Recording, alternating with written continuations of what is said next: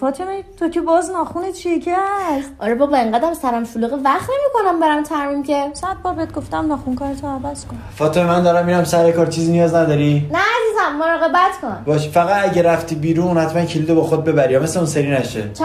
فعلا آبجا با اجازه. به سلامت. فاطمه این چیز ازت بپرسم ناراحت نمیشی؟ نه بگو. تو محمد با این همه بد اخلاقش چجوری تحمل میکنی؟ زبونش که تلخه، اصلا بهت میگه دوست دارم؟ نه اینجوری هم نیست. شاید زیاد بهم نگه دوست دارم، ولی هر وقت میخوایم از خیابون رد بشیم اون سمتی راه میره که ماشینا هستن. شاید قربون صدقم نره، ولی اگه یه تار موازم کم بشه آسمونو به زمین میدوزه. خیلی هستن زبونشو دارن قربون صدقم میرن ولی زیرزیرکی هم کارشونو میکنن.